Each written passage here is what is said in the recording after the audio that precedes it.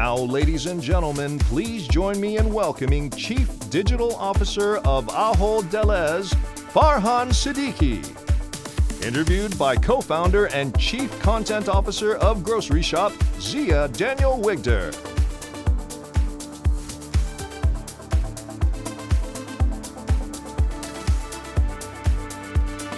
All right, gotta move those pillows there.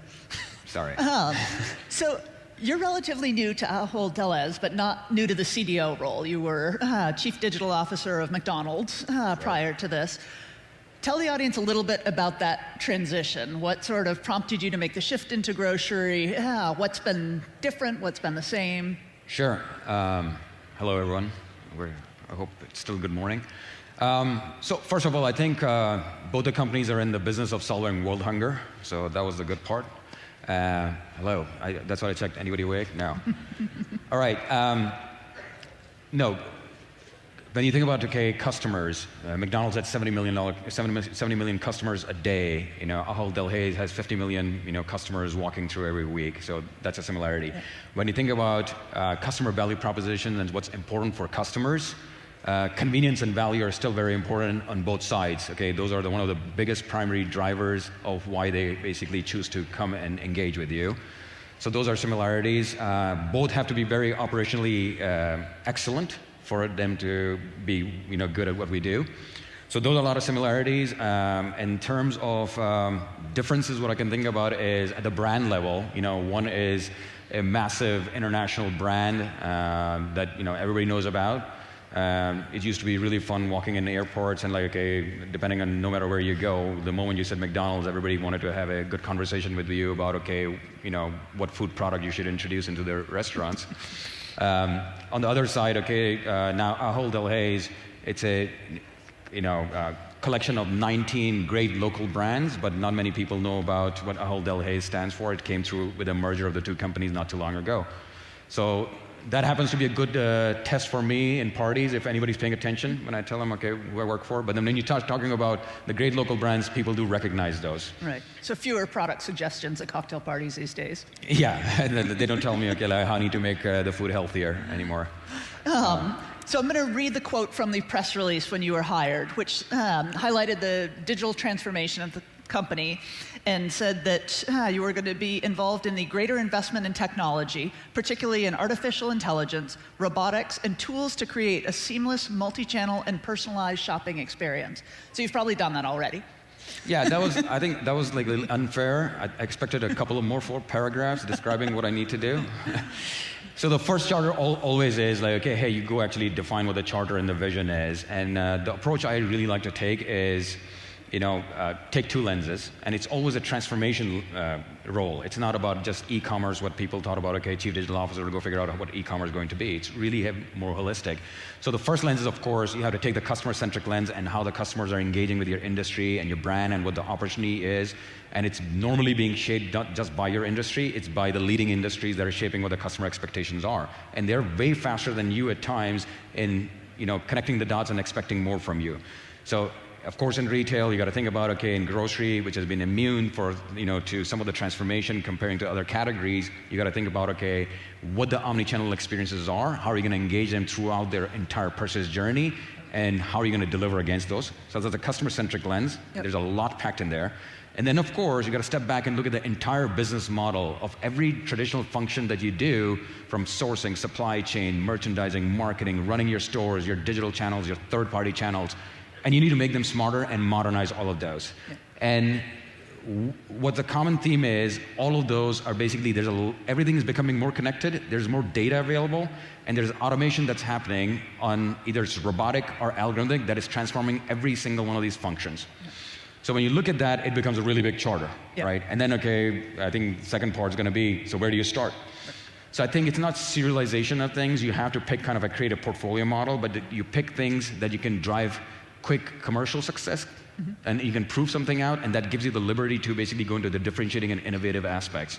So the model we've taken is we had to create a catchy model, 3-2-1, 3 customer-facing areas we want to accelerate, 2 business driving, and 1 foundational. And the 3 customer-facing would be how do you get better at loyalty and personalization, huge opportunity in this space. Digital experience, I think, is still something to be figured out, and a shopping experience that's more intuitive in food retail. I think there's a lot of experimentation going on, but we're far from how do you really merchandise in a smart way so shopping and building lists is easy, especially on the mobile phones. Payments is a friction point, so we want to look at that across the different countries we operate in. John talked about it too earlier, that a lot of this is all about taking the friction out, both in the store and online. When you talk about business priorities, there are two big areas, which is like e-commerce. A lot of the questions are going to be about e-commerce and how do you make that profitable and all the innovation that's happening in that space. We have to figure that out. And then, of course, what goes with that is a very important aspect of data and monetization and like thinking through the business model of how to make e-commerce viable in the short to medium term. And then the fundamental aspect is to do all of these, you've got to have a whole different level of capabilities in data and intelligence. So those become a priority that, okay, let's jumpstart these first, and then you find the second wave and the third wave that attack the entire business model we talk about. And when you talk about data intelligence, I think every business struggles with unifying the different divisions that you talked about. On top of that, you have different banners, you have different countries represented. How do you tackle something like that when companies struggle, even if it's a single organization? Yeah, and that's part of the job of actually kind of painting the vision and actually getting people on board of why there's a better way to do it. Okay, I mean, there are aspects of things that make sense to do at a local level, but in technology it's slightly different. Okay, you have economies of scale. You can build once and deploy multiple times. There's an aspect of what can be global and centralized and what can be local. Really articulating that and getting people on board, and also spending time to understand the nuances at the ground level and the tech deck you have that could be the barriers, but that's how you basically kind of take it in a structured approach, but get people on board, and then finding quick wins that people will understand, and then basically scaling from there. Okay.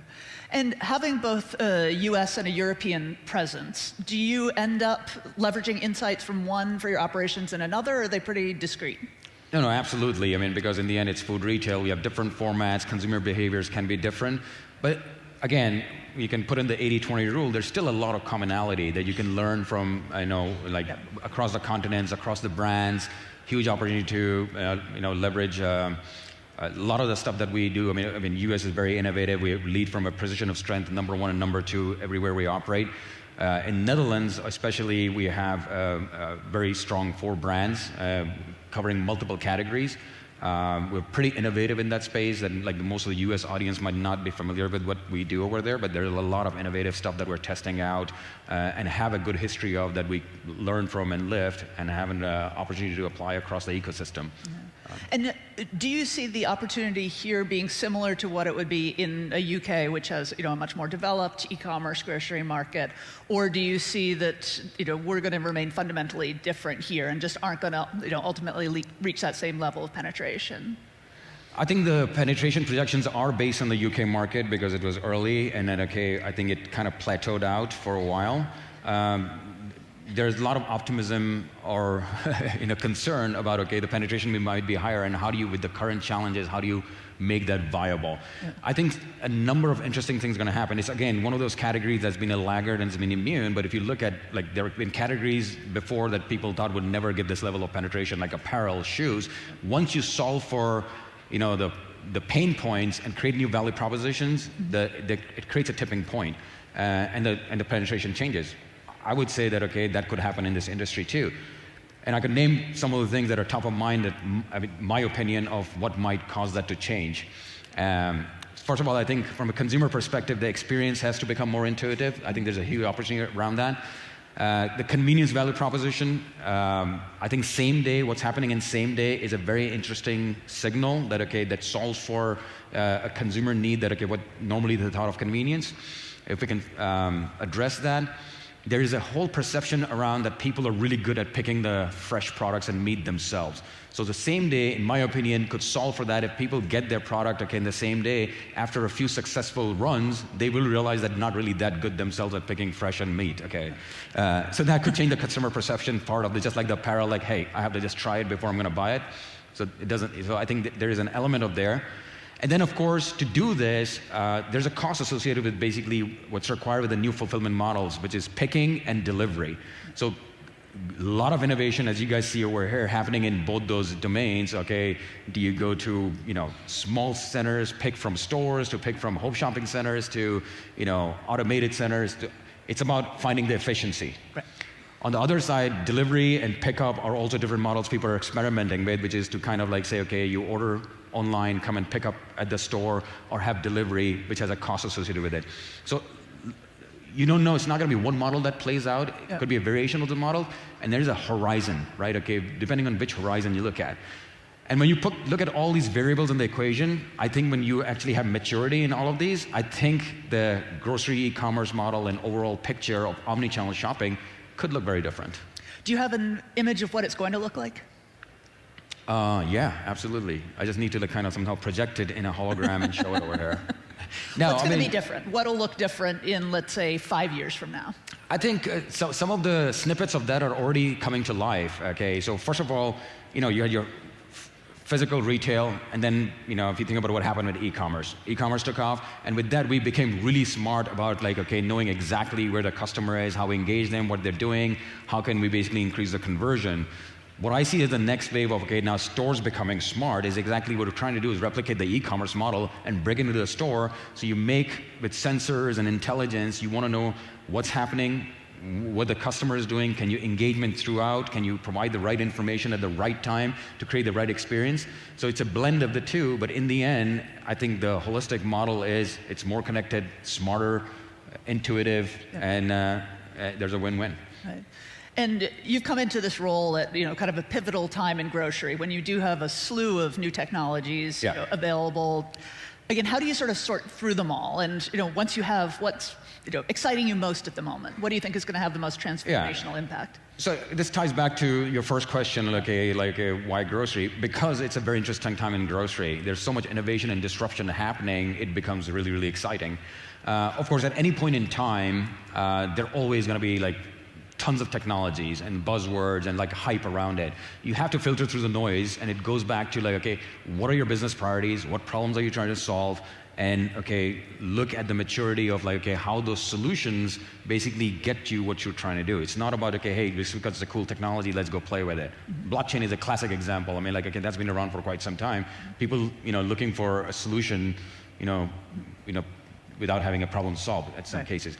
So it goes back to, if we look at the priorities I listed out, 3 consumer facing, 2 business driving, that gives me the areas to focus on and look at the mature technologies as solving those specific problems and then work with those. Okay. And how do you think about stores as compared to e-commerce? Do you think about them together? Do you think about them separately, both, in your day-to-day role? Oh, I have to think about all of them, because in the end, the consumers are shopping both of them, and I think we have to look at the holistic picture. Because if the consumer is shopping you in an omni-channel fashion, which again is an old term, that's how you have to think, and even designing your consumer journeys, it's not linear. They don't come in and just, of course there are going to be people who come in online and shop online and get your delivery and then come in physical store. But a lot of this is almost a spaghetti, where they start in one channel, finish another channel, and you have to understand those, and that's where the friction points are, but you take out. So you have to think about the consumer journey end to end, from their home to while they're on their go, to how they maybe come to you. It has to be holistic.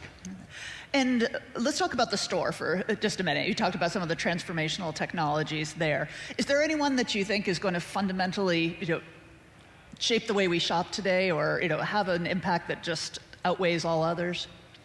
A specific technology, or technology specific? Yeah, like I said, they're always a combination. It's not one specific technology, but it's a combination of a few technologies that could make it very interesting. And if I were to group them into 3 categories, I think what's happening in the human-computer interface is very important, and you can put cameras and 3D vision. You can voice commerce is becoming more human. So how you interact with machines or stores or connected devices with humans is very important. Second thing is the automation or robotization of everything. That's very important. And the third one is the intelligence. Age of intelligence. And you put these 3 together, that's where basically the magic happens. But if you force me to pick one that, say, hey, what's really exciting that's going to be transformative in all of this, at the risk of sounding very, very pedestrian, I'm going to say it's the invisible intelligence of, the algorithms. You don't see them, but behind the scenes, they are the ones, that are going to transform a lot of these use cases we're looking at. So that's, the whole unfortunately, answer that excites me. So talking about AI and infusing AI into your organization, whether it be in the supply chain or in the customer experience, how do you see that changing the world that you live in today? What is that going to mean in terms of the experience in a few years' time?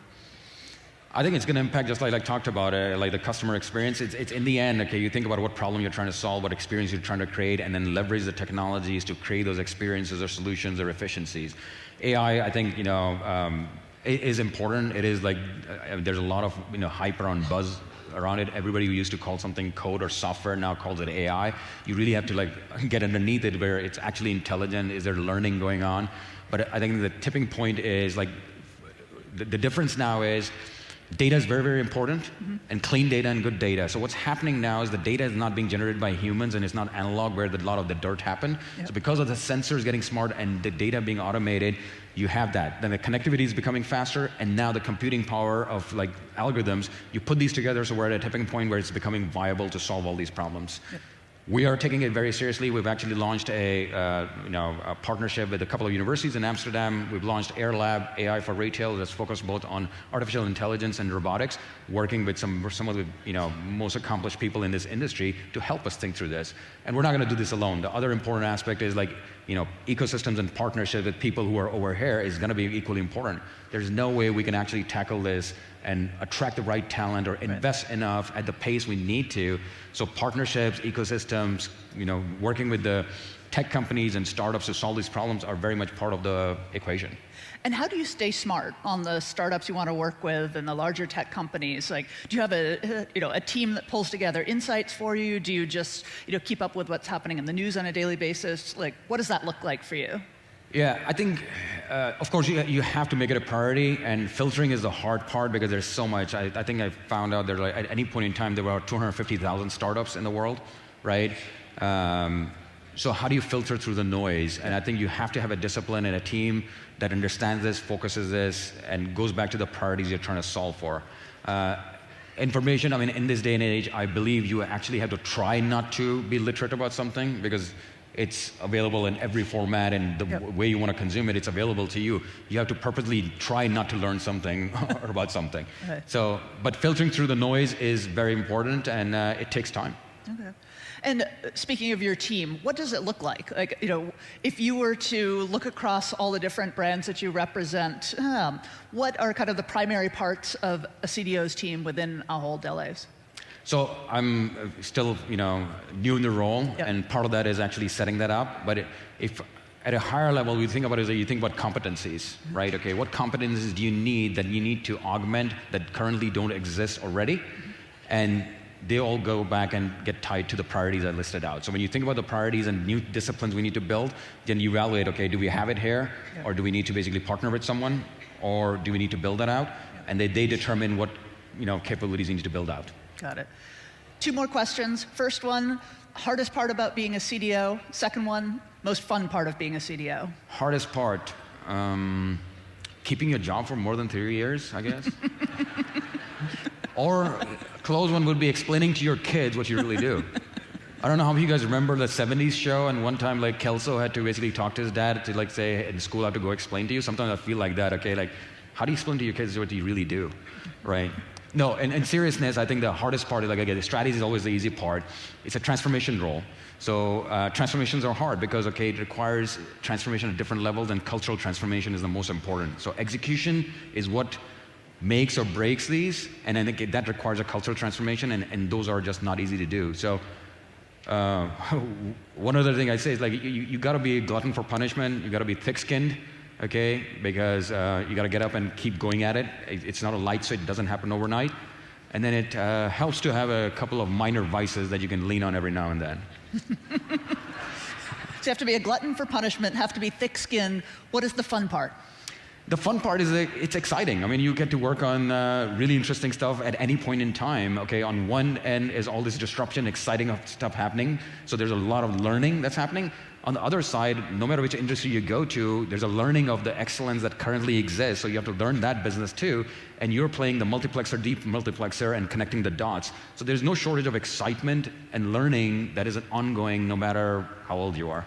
So I guess that's really exciting. Sounds good. Farhan, thank you so much. Appreciate your joining us today. Thank you.